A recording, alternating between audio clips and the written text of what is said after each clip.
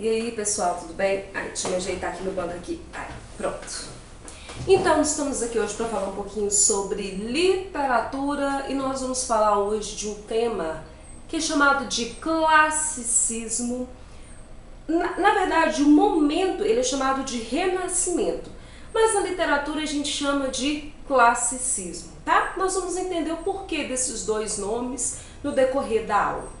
Antes, vamos voltar aqui. A gente estava estudando que tipo de literatura? O trovadorismo, ou a literatura medieval. A gente percebe que no contexto histórico dessa literatura medieval, nós temos ali Deus como centro das coisas, a Igreja Católica como dominante das coisas, como dominante do pensamento, como dominante do dinheiro, como dominante do governo da vida do todo das pessoas. Agora aqui no Renascimento vai ser um momento de ruptura.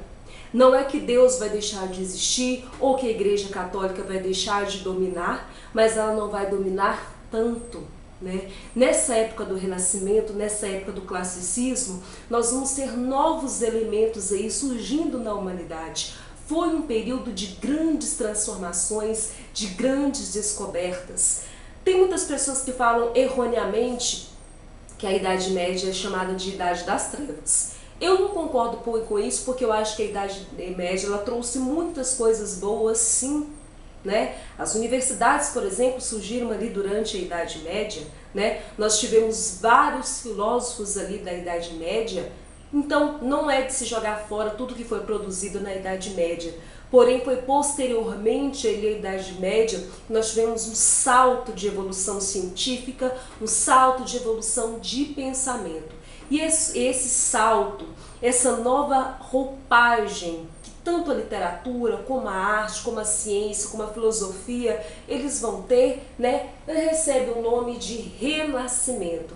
E na literatura recebe um nome mais específico de classicismo. Vou só aproximar a câmera aqui um pouquinho, isso, para dar para olhar melhor ali o nosso quadro. Quais são as características aqui? Primeiro início, o contexto do Renascimento vai ser as grandes navegações. Nós sabemos que principalmente Portugal ele disparou ali como um grande mestre nas navegações, o crescimento econômico e geográfico de Portugal por conta das colônias também, né, porque estendia o reino de Portugal, foi dada essas grandes navegações. Com essas grandes navegações aconteceram também grandes descobertas. O homem, ele começou a focar-se como um indivíduo pensante, o indivíduo como vontade própria, o indivíduo que tinha o controle da própria vida. Porque até então, tudo que o homem, tudo que as pessoas faziam, vinham de ordens ou do rei ou do clero, né? Então agora, com essas grandes navegações, com essa descoberta de novos mundos, principalmente as Américas, aqui onde nós vivemos, né? América do Sul, América Central e América do Norte. Claro, a gente sabe que antes alguns povos já tinham chegado aqui, mas a descoberta mesmo, vamos dizer assim, foi mais ou menos aqui nos anos de 1500. Tanto é que o Brasil, né? O Brasil ele vai começar a existir mesmo aí nesse período do Renascimento. O que tinha aqui de característica aqui para ser chamado de renascimento? É o renascimento do homem para novas culturas. É o renascimento do homem para novas perspectivas, para analisar o mundo, para observar o mundo de outra forma. Primeira característica aqui, nós temos a visão antropocêntrica. Antes, nós tínhamos uma visão teocêntrica, ou seja, Deus é a medida de todas as coisas. Deus é a perfeição. Agora, aqui no Renascimento, não vai ser mais Deus. Vai ser o quê? O homem. O homem, ele passa a decidir o que é certo, o que é errado. Aí, professora, então quer dizer que ninguém mais acreditava em Deus durante o Nascimento? Não. Só que o domínio de falar que era certo e errado não ficou mais para a Igreja Católica. Por quê? Foi nesse período do Renascimento que surgiu a Reforma Protestante. A Reforma Protestante, a gente sabe que foi encabeçada ali por Martinho Lutero, né? E ele viu algumas coisas ali dentro da Igreja Católica as quais ele não concordava, e resolveu fazer uma reforma protestante. Então, o domínio, o pensamento religioso que antes era da Igreja Católica já não ficou mais somente na Igreja Católica. Outras pessoas, então outros homens, passaram a ter o domínio desse movimento. Então nós deixamos de ter o teocentrismo e passamos a ter o antropocentrismo.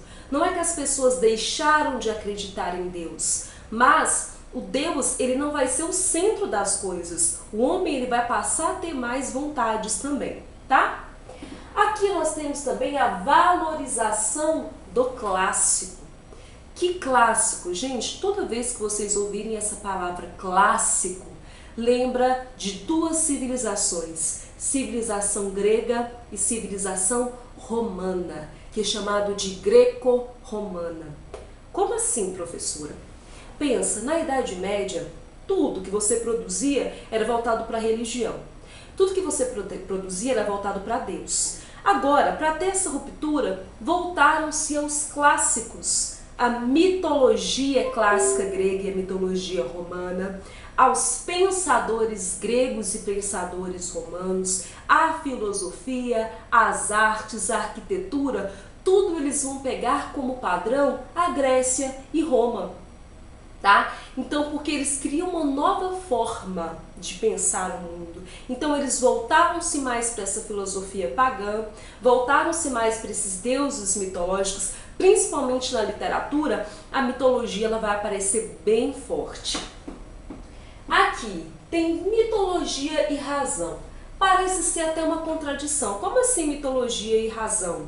Razão porque eles vão voltar para a filosofia clássica. Sócrates, Platão, Aristóteles, os sofistas, os filósofos da natureza, que eu sei que vocês estão estudando lá em filosofia, primeiro ano, né? Eles vão voltar para esse tipo de filosofia, então usar a razão desses filósofos, e a mitologia ela sempre vai estar presente na literatura.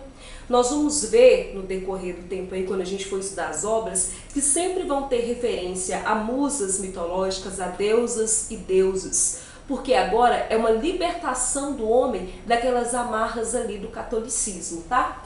E o universalismo são temas que são tratados e podem ser tratados por todos.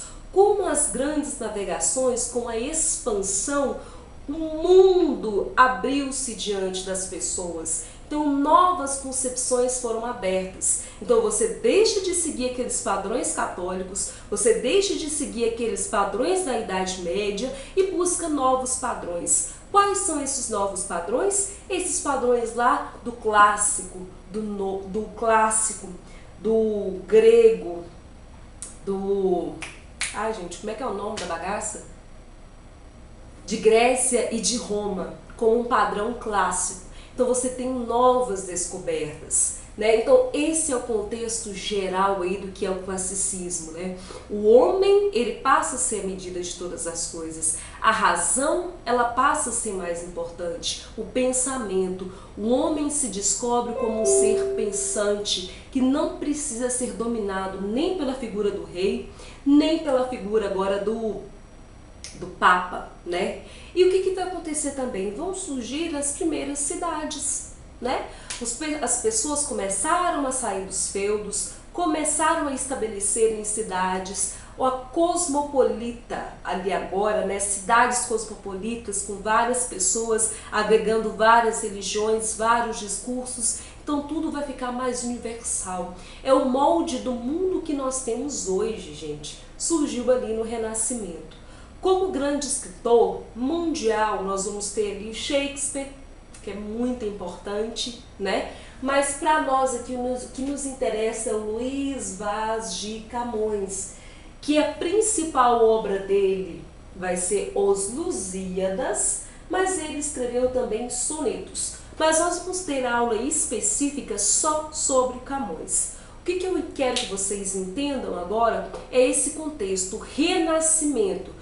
que o homem renasce, ele passa a ter novas concepções sobre o mundo, ele passa a ter novas concepções sobre a arte, sobre a cultura, sobre a religião, sobre a formação social.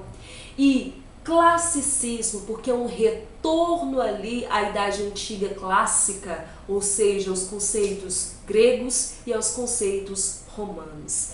Eu sei que a aula é muito curta, né? Muita informação para uma aula só, mas deem uma lidinha nos livros, deem uma pesquisada, porque aluno, estudante, ele precisa acrescentar algo mais em suas informações, beleza? Beijo, até mais, até a próxima aula.